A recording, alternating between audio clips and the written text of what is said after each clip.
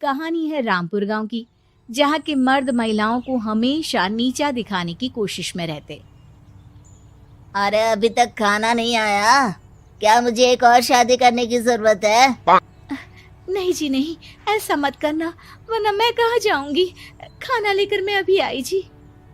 गांव की पंचायत में भी फैसले हमेशा औरतों के खिलाफ ही रहते। मैं जो फैसला सुनाता हूँ वो भगवान की आज्ञा होती है। इस लड़के ने अपने मन से शादी करके अच्छा नहीं किया।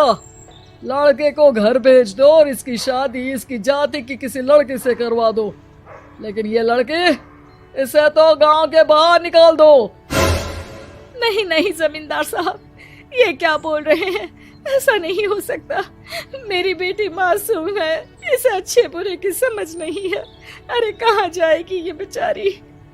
कहाँ जाएगी? इतनी चिंता है तो पूरे परिवार का गांव निकाला कर देते हैं। बेचारे पूरे बसे बसाए परिवार को गांव छोड़ना पड़ता है। चाहे जो हो, अगर बेटियों को कंट्रोल नहीं कर सकते तो गांव में रहने का कोई मतलब नहीं है। यहाँ औरतों को दब कर रहना होगा। कोई भी अपने हिसाब से कुछ नहीं कर सकता, सब ईश्वर की मर्जी से ही होगा। तभी गांव का एक आदमी दौड़ा दौड़ा आता है। सरपंच साहब, जमींदार साहब, वो कालिया है ना, उसकी बेटी पढ़ने के लिए शहर जा रही है। अच्छा, ये कब हो गया? और कालिया की हिम्मत कैसे हो गई ऐसा करने की? लेकर आओ उसे और उसकी बेटी को। बस फिर क्या था, हाजिर हो जाते हैं कालिया और उसकी बेटी सरपंच के सामने। और कालिया, ये क्या सुनने में आ रहा है? बेटी को इंजीनियर बना रहा है तू? और ये बता, गांव में तो स्कूल नहीं है, फिर कहां से इतनी क्लास पास कर गई तेरी बेटी? राधा, जो कि कालिया की बेटी है, उसे लगता है कि सरपंच उसकी तारीफ कर रहे हैं। सरपंच जी, मैंने ऑनलाइन पढ़ाई की है, डिस्टेंस लर्निंग से। सभी में मैंने अच्छे नंबर पाए हैं, जिसे देखते हुए शहर की इंजीनियरिंग कॉलेज में मुझे स्कॉलरशिप मिली है। वाह जी वाह, क्या होती है ये? पहले तो ये बताओ, फिर आगे की बात करते हैं। पूरा गांव राधा की बात सुन रहा था और राधा बोलती जा रही थी। तो ऐसे मैं फ्री में एक अच्छी शिक्षा लेकर गांव में जो कुछ परेशानियां हैं, जैसे बिजली, पानी और इंटरनेट जैसी समस्याओं के लिए काम करूंगी। मैं गांव को शहर से जोड़ने के लिए पुल का निर्माण करवाने का प्रस्ताव रखूंगी। मुझे पूरी उम्मीद है कि जल्द ही हमारा गांव भी तरक्की की राह पर चल पड़ेगा। राधा की बात सुनकर सारे गांव वाले ताली बजाने लगते हैं। सरपंच को समझ नहीं आता कि वो क्या करे। चुप रह नादान लड़की, गांव के खिलाफ जाने के लिए तुझे गांव से बेदखल कर दिया जाएगा, वो भी पूरे परिवार के साथ। और हाँ, अगर ठीक से गांव में रहना चाहती है तो ये पढ़ाई लिखाई छोड़ दे। हम तेरे लिए गांव का कोई होनहार लड़का देखेंगे। तभी गांव का एक आदमी बोल पड़ता है। अरे नहीं नहीं सरपंच जी, राधा बिटिया जो बता रही है, अगर वैसा हो जाए तो हम लोगों को पैसा कमाने के लिए बाहर नहीं जाना पड़ेगा। हाँ जी, और ना ही कोसों दूर पानी के लिए भटकना पड़ेगा। हमारे बच्चे भी अच्छी पढ़ाई कर सकेंगे और आगे बढ़ेंगे, ना कि हमारी तरह खेती करते बैठेंगे। क्यों गांव वालों, राधा बिटिया का साथ देना चाहिए ना। सरपंच देखता है कि गांव राधा के साथ है तो वो चुप हो जाता है। वो घर आकर अपने सलाहकार से बात करता है, जो बहुत ही चालाक किस्म का इंसान होता है।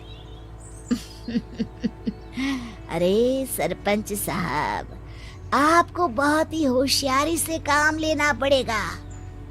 एक बार गांव तरक्की कर गया, यहाँ के बालक पढ़ लिए तो कोई ना पूछेगा आपको। और फिर ये जो बेटा और बेटी है ना आपके, इनको भी आम लोगों की तरह ही जीवन जीना होगा। हाँ, लेकिन करे तो क्या करे? वो ना आप मुझ पर छोड़ दीजिए, बस मैं जैसा बोलूं करते जाइए। अगले रोज सुबह जब गांव वाले सोकर उठते हैं तो राधा के घर के बाहर और साथ ही वो लोग जिन्होंने राधा का सपोर्ट किया था, उनके घर के आगे लाल रंग से कल आऊंगी लिखा होता है। कल आऊंगी, यह क्या होता है? अरे यह तो खून से लिखा है, लगता है कोई भूत प्रेत या चुड़ैल का साया है। चलो सरपंच जी के पास चलते हैं। सभी सरपंच के पास जाकर उसे सारी बात बताते हैं। अरे ये तो बड़ी मुश्किल की बात है। चलो मैं एक बाबा को जानता हूँ, उन्हें बुला लेता हूँ। सरपंच बाबा को लेकर गांव के घर के बाहर जाता है। ओहो, तो ये वो चुड़ैल है जो उन लोगों को निशाना बनाते हैं जो गांव को बदलने का सपना देखते हैं। वो गांव को ऐसे ही संपन्न देखना चाहती है, वो नहीं चाहती कि कोई बाहरी यहाँ का कायाकल्प करे। क्या तुम लोगों में से किसी ने गांव को बदलने की सोच रखी है? तभी राधा की माँ रोते रोते आती है। मेरी राधा घर से गायब हो गई है। अरे कोई तो बचाओ, मेरी बच्ची कहाँ गई?